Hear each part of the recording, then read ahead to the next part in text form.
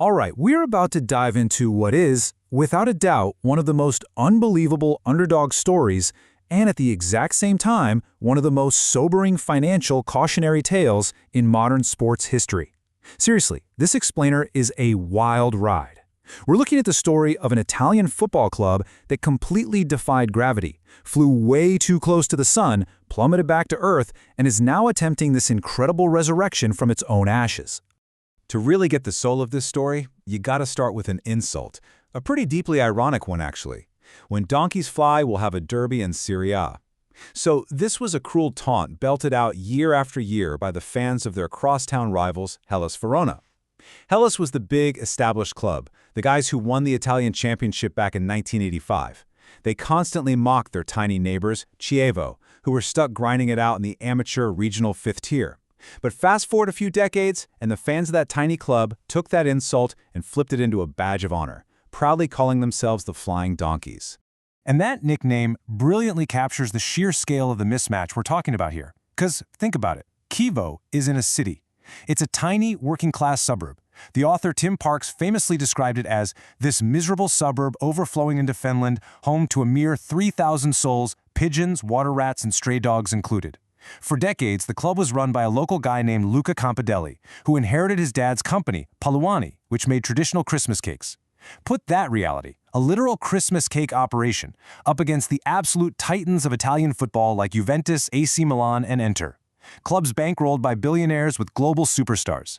This was a true David versus a league of incredibly wealthy Goliaths. Act 1. The Miracle. Defying Gravity.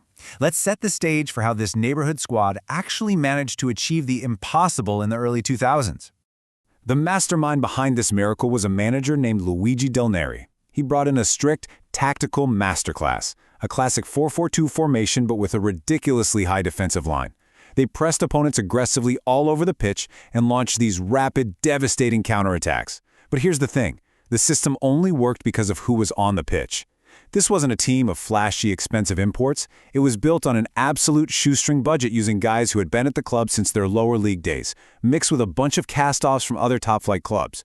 We're talking players like Cristiano Lupatelli, a reserve goalkeeper from Roma, or Bernardo Corradi and Eugenio Carini. These were guys with a massive point to prove. And man, did they prove it. In their debut Serie A season in 2001, Chievo absolutely stunned the entire country. They didn't just survive, they took over. For 6 glorious weeks, this tiny suburb of 3,000 people was sitting at the very top of the Italian First Division. They literally went away to the mighty Juventus and took a 2-goal lead in the first 20 minutes. Later that same season, they toppled league leaders Inter Milan in a legendary victory that Delneri called the biggest in their history. The whole footballing world was watching, just completely in disbelief. And, they weren't just a flash in the pan either. Still operating on that shoestring budget, this tiny neighborhood club actually reached the qualifying rounds for the UEFA Champions League in 2006. They were stepping onto European football's biggest stage. It was the absolute zenith of the Flying Donkeys' unbelievable ascent. Act 2. The Reality. A financial thriller. Because, well, gravity is a relentless force. Now we have to look at the off-pitch cost of competing at this elite level for 2 decades without a massive global fan base to foot the bill. So what happens when the on-pitch magic starts to fade, and the TV revenues inevitably drop? Desperation sets in. To survive, clubs sometimes resort to some pretty sketchy financial mechanics. One of the most dangerous is relying on fictitious capital gains, basically creative accounting. Essentially, they inflate the valuation of players in transfer deals, or use these highly complex loan arrangements just to mask underlying debt. It creates a balance sheet that looks healthy on paper, but it's an illusion. It's apparent stability, not structural stability. There's actually this fascinating academic analysis out of the Polytechnic University of Turin that tracked this exact vulnerability in football. Their research shows that a systemic reliance on player trading, basically depending on capital gains just to balance the books year after year, creates a deeply fragile foundation. It's a house of cards. And when regulatory mechanisms eventually catch up to these opportunistic behaviors, the collapse is usually swift. And swift it was. The downward spiral was brutally fast. In 2019, an aging squad and mounting financial struggles saw them finish rock bottom of Serie A, getting relegated, By early 2021, the financial discrepancies and massive tax debts caught up to them. They were formally excluded from Serie B for failing to meet financial requirements. They tried to appeal, it failed, and by late 2021, the club was officially declared bankrupt. Just like that, 96 years of history wiped out overnight. But wait for it.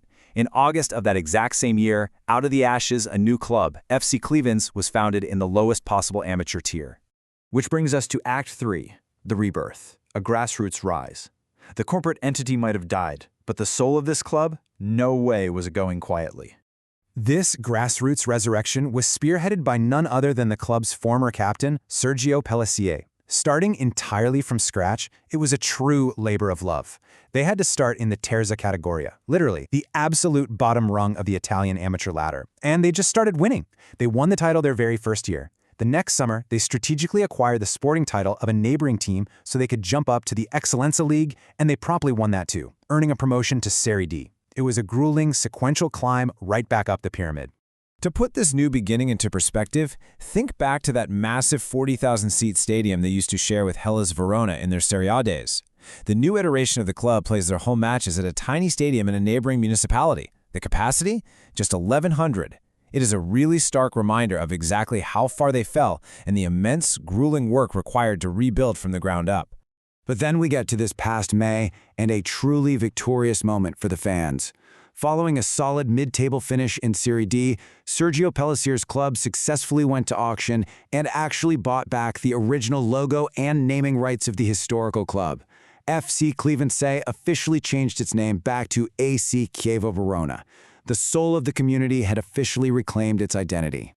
And so, here we are, entering a brand new era. Pellissier is now working alongside a new president, Pietro Laterza, who owns a Dubai-based team, and they are investing heavily. They've acquired and are busy redeveloping a proper training center, plus they're making massive statements of intent on the pitch, bringing in experienced players like Daniele Baselli, Alberto Palosci, and, incredibly, former Juventus and Brazil star Douglas Costa. They are actively pushing for promotion into Serie C, knocking on the door of professional football once again. The whole Chievo Verona saga is this wild mix of incredible heart, community spirit, and sheer tactical brilliance. But it is deeply intertwined with a sobering reality about football finance. As the gap between the ultra-rich clubs and everyone else just keeps widening, you have to wonder, is the modern football transfer market actually sustainable? Or as clubs desperately use creative accounting to chase the dream, are we destined to see more flying donkeys fall from the sky? Thanks for tuning into this explainer. I really hope it gave you a clear lens into one of football's absolute most fascinating arcs. Catch you next time.